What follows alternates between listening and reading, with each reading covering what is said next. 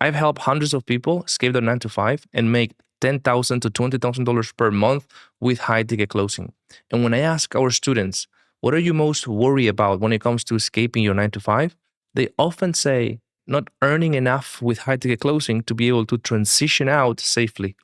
But after 4 years in high ticket closing, not only closing deals for myself, but also helping others transition out of their 9 to 5, I've noticed something very interesting. Not earning enough with remote closing is rarely the reason why most people fail to escape their 9 to 5. It's actually the habit of self-sabotaging behavior that creeps in even when they are on track to double or triple their income with high ticket closing. And here's the thing, even if you think that you're not experiencing self-sabotaging behavior right now, you are. It's just that you haven't even noticed it yet. In this video, I'm going to break down 5 of the most deadly self-sabotaging thoughts and behavior, plus a simple 4-step system to turn them around. But before I do, you need to understand how your mind works against you to keep you doubtful, weak, and with no confidence. Let's just go to the iPad here. Let me show you how it works. And also, just so you know, this is very simple. This is how every single self-sabotaging behavior works. But before I walk you through the steps, why the mind is doing this? Your mind is self-sabotaging you because your mind is designed to keep you in survival mode, to keep you alive. Our minds are not designed for us to be happy, are not designed for us to grow. That's not the purpose of the mind. Our mind, at the most primal and core level, is purely designed to keep you alive. Anything that is not that is a threat. So here's how it works. It's very simple. It all starts with a thought, okay? A negative thought. And what happens is we receive that negative thought and we start giving the thought attention. And as we give the thought attention, then that thought expands. At the beginning, it was just a thought, boom. But because we fed it, now it's a narrative or it's a story that we're telling ourselves in our mind, like an internal dialogue. That story is going to affect our mood because it's going to trigger negative emotions. It's going to trigger emotions that are going to put us in a bad mood, in a mood of doubt, in a mood of thinking about uncertainty, worry, etc. And once our mood is affected, then the self-sabotaging behavior is just a natural consequence. And I'm going to show you how to fix it, but first let's dive into these 5 deadly self-sabotaging thoughts and behaviors. So let me show you here. And let's start with the first one. So the first one is comparison. These are the thoughts or the narrative, okay? It can just come with one or multiple of these, and then they just sort of like keep expanding between each other, right? Well, hey, look at this person. This person is closing much more than me, while I'm here struggling to make 5K per month. Okay, that could be just a thought. It just pops up, right? Or, hey, these other people, you're scrolling, you're seeing other people's results. Hey, these other closers have years of sales experience. Why someone would work with me? I'm just a beginner, okay? That's what comparison do, is you look at someone else's success, and then the mind uses that opportunity to put you down, so to say. Everyone is making progress, but me, this is not for me. Or that guy started 6 months after me, and he's already making more. And now we start to step into this feeling of doubt. Core thought, they will always be ahead of me. I might as well stop trying. Okay, that's kind of like what the mind is trying to get us to feel and sort of like the mood. What happens? Self-sabotaging behavior, comparison typically paralyzes you. Puts you in this bad mood when you believe you'll never catch up. Why bother trying? You freeze, you distract yourself, procrastination or whatever that might be, and then you stop whatever you were doing or whatever you were thinking of doing to actually get better and make progress. Okay, so comparison. Let me know down in the comments if you felt this before. All right, the next one is negative self-talk. And it can just start like this. I'm not cut out for this. People like me don't succeed. Like very, very dangerous, very, very harsh. I'm such an idiot for making that mistake, or you make a mistake and then you just literally you bully yourself, right? Or I'm not blank enough. I'm not smart enough. I'm not tall enough, fastest enough, charismatic enough. I always mess things up. Why should this time be any different? Already I did this very, very like losing mentality is like, why bother, right? Why should I even try if I'm not good enough? Okay, that's kind of like what the mind is trying to get us to conclude. And what happens? Self-sabotaging behavior. When you believe you can do things, you don't have confidence, very doubtful, and like you're hopeless, so to say. Cool, so that is negative self-talk. Let me know if you experience this. Like this is a big one as well. Third one, let's go with the third one. Minimization. So what is minimization? This is a little bit different. So minimization has to do with this weird thing that the mind does to make our problems not that big of a deal. It's like, okay, this big problem that you have, that you work 40 hours a week or more, or you're exhausted, you're destroying your body, is not that bad. It's putting makeup on the problem so the problem doesn't look that bad. So, for example, my job isn't terrible, it pays the bills, it's stable. I can't risk losing that stability. Sure, I'm not where I want to be, but at least I'm comfortable. At least I'm safe. Sure, I'm happy, but it's not like I'm completely miserable. Or it's not that bad. Other people have it worse. Or you're meant for something bigger, but the mind goes, no, no, no.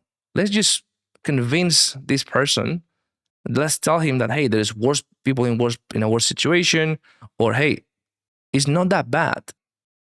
It's not that bad. That's sort of like the core argument. It's not that bad. So why bother trying to change anything? Like, I'm not that bad. I'm not in that bad situation. Okay. And essentially this is what I've covered already. It's just, it makes you numb to our problems, to our current situation. And this is very dangerous because over time, that pain becomes familiar pain. And when it becomes familiar pain, we can even get comfortable with something that is very harming to us, with something that is really, really sort of like keeping us stuck. So this is minimization. Let's go with the next one. The third one is imposter syndrome. Let me know if you've experienced imposter syndrome. It starts with thoughts like this and it goes into this kind of narrative. It's only a matter of time before they see I have no idea what I'm doing. You've worked really hard for something. You've developed a skill. You've gotten results. And then all of a sudden, you're like, no, this was just like a fluke. I was just lucky. Even things like this. I've seen this multiple times. A closer makes a good results, like 5K per month, 8K per month in their first months. And then all of a sudden, yeah, how do I know this wasn't luck, Paula? I'm not skilled enough to charge high rates.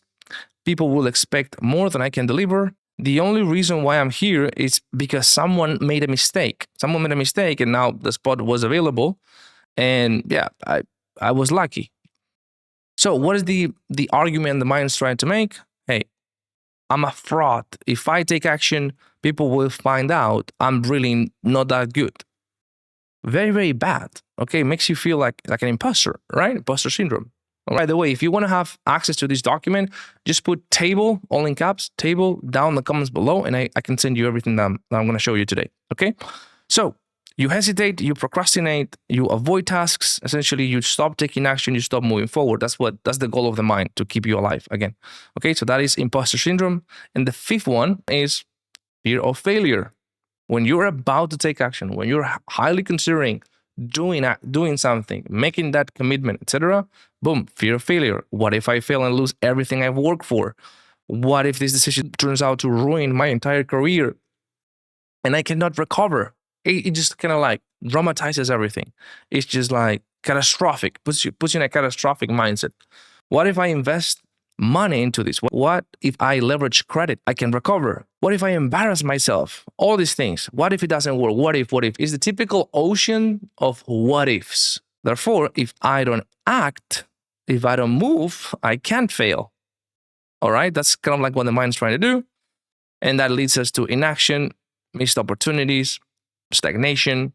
That's what fear of failure does. And it turns up to become a self-fulfilling prophecy. By avoiding risk, you ensure that growth and success actually never happens. Okay?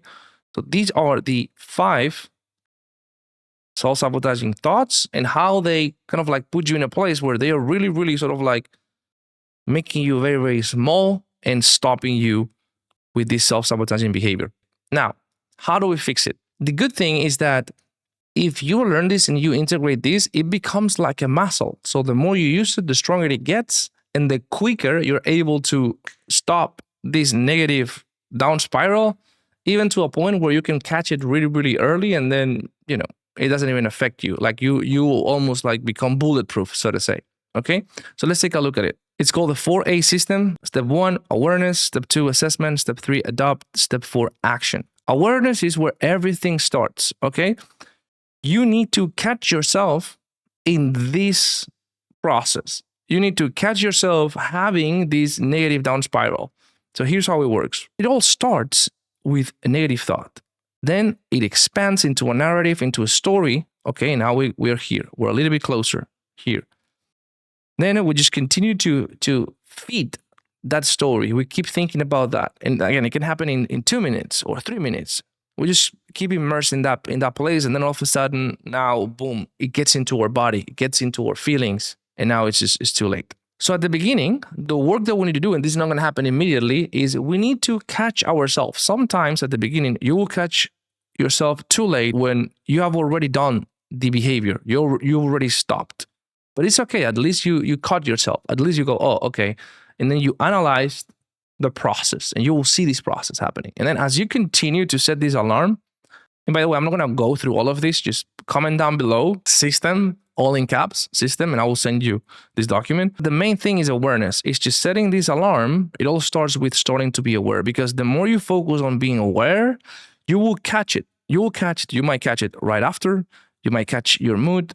But the more you do it, the sooner you will be able to catch it, until you're able to catch the narrative before it even gets into your body, or eventually the thought, those initial thoughts. Don't go so hard on yourself, because most likely you're going to catch yourself at the beginning here and here when it's already too late, like the damage has been done.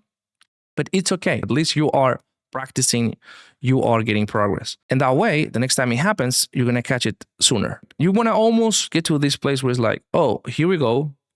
My mind is doing that again. Once we catch it, now we go into step 2, which is we're going to assess the thought. Okay, we want to assess that thought, that core thought that is just sort of everything is orbitating around that thought. And here is the key. This is massive. What most people get wrong is this. They try to figure out if the thought is true or false. They try to figure out if the thought is true or false. They want to enter into that kind of argument, or if the thought is right or wrong. But the only thing that matters is how useful is it. True or false, right or wrong, is irrelevant. Is irrelevant. You don't want to play that game. You want to play the game of utility. How useful is this thought to my target identity, to who I am aiming to become? That is the question, okay? So it's an exercise. You're going to have to do this assessment and ask yourself these questions. Will fitting this thought get me closer to who I want to become, or further away? Definitely further away. Like you're having this conversation with yourself. So if it's going to get me further away, it's not going to help me, how much longer do I want to keep feeding this thought pattern? So instead of removing the thought, which is a much more harder thing, is what should I feed instead? As simple as that. It's like I am feeding this thought with my focus, with my attention, and it's not helpful for my goals, not helpful for me. What we want to do is we want to replace it for an empowering thought. And not only because we want to replace it in an isolated situation, it's because we want to create this pattern. We want to create a pattern of when this specific narrative comes, it automatically gets replaced for this empowering narrative. And again, like you're not going to get in the first go. This is like a muscle, because I know it's easier said than done when you are in that situation of just thinking utility, how useful this is. But you can get there. It's like a muscle. Just engage in this conversation with yourself. How useful is this thought to my target identity? Here. Then number 2, will feeding this thought get me closer to who I want to become? How much longer do I want to keep feeding this pattern? What should I feed instead? Once we get to this place, what should I feed instead? You need to have like an empowering thought library. And I'm going to give it to you. Okay, so just put it down below. Just put system down below in like this document. But you need to have, some people do it in the journal, some people do it in the document, doesn't matter. It doesn't matter. But you need to have tools to be able to replace these thoughts. Okay. And it's very personal to everybody. I'm going to put you a couple of examples here, but you need to find the ones that truly resonate with you. And then you start doing the replacement. And then anytime a core thought or a thought that comes from a specific argument that you're familiar with, oh, okay, this is trying to make me compare against other people, to make me feel down. So this is like a comparison pattern. I know what's going to be the replacement, and boom. And then you always replace it for the same empowering patterns. Every time you see something that empowers you and that you can connect it to one of these 5 patterns, just write it down so that you can use it. For example, let's say I get into a negative down spiral of comparison. So then I just go into my empowering thoughts library. I go to the comparison part, and then I'm going to do the replacement. Okay, that's number 2. So then I can just simply say, I love this one. I'm not competing against anybody. I'm just only competing against myself. It's today me versus future. That's all that matters. And that's how we transition into step 3. Step 3 is truly adopt that new thought pattern, that empowering thought. It's not like, oh, I'm going to go to my library, I'm going to say this, I'm going to say an affirmation, I'm going to say this out loud, and that's it. No, it's internalizing it. It's you genuinely choosing, genuinely looking at whatever that might be. That's why you have to create your own library. You looking at that argument that you saw, that you learned from someone, or even if it's from this document, and just truly thinking through it and saying, yeah, I believe this. This I like. This is more powerful. That's why I put here, don't just replace the negative thought. Consciously adopt the new perspective as part of your philosophy, the way you look at life, the way you look at your journey, okay? And this is where the concept of anti-fragility begins. Anti-fragility is the concept of turning chaos into growth. When someone negative, actually, we can turn it into fuel to become stronger, to become bigger. Which I love, because it's not simply, oh, I'm just going to receive the punch and just stand still. No. I'm going to use this negative thing and turn it into something amazing that's going to help me boost myself further. Empty affirmations doesn't work. That's why you need to find something that clicks with you. For example, this one, I love this one. It really clicks with me. Okay, because I'm a competitive person. So like, okay, let's just keep the competitiveness, but only against myself. It's me versus me. Boom. This one is very similar. I don't need to be the best. I need to be the best version I can be. Much better, much more attainable, for example. And you can go through different ones, right? For example, I don't know, imposter syndrome. Imposter syndrome is just a temporary lack of confidence. Confidence comes from competence. I am building both daily through consistent action. It's like confidence is like an abstract thing, but competence, skill, like that's very tangible. I can just practice and get better. And confidence will come as a natural consequence because confidence comes from competence. Boom. Read this, think through it. If it resonates with you, just keep processing it. You might find other thoughts. Oh, yeah, and also this. And yeah, that's really helpful because of this. You see how you're creating this new empowering thought? That's the idea. And here's where the magic happens. Once we start thinking through this empowering belief, now we're conditioning our body, we're conditioning our mind to think and to focus in something different, and that's creating a new motion. We're going to leverage that motion with step number 4, which is action. And this is where most techniques fail. They just never implement anything. It's just think this way and boom, done. That's how you snap out of that situation. The best way to turn this into fuel is with action, is with doing something that is in direct alignment to the new thought, the new empowering pattern you just adopted. Whatever that might be, is going to take you down a specific way of thinking and behaving. So the 4th step is behaving in alignment with whatever the empowering thought pattern you've chosen in step 3. That is key, is massive, okay? And this is how we take the anti-fragility concept, we take it to the next level by literally leveraging momentum. This could be continue your current task at hand. You know, maybe you stop a task because you were scrolling or whatever, and now it's like, you know what? I'm just going to finish this task. And boom. That is because with the action, with the motion, it reinforces everything. It reinforces the new thought that you've adopted.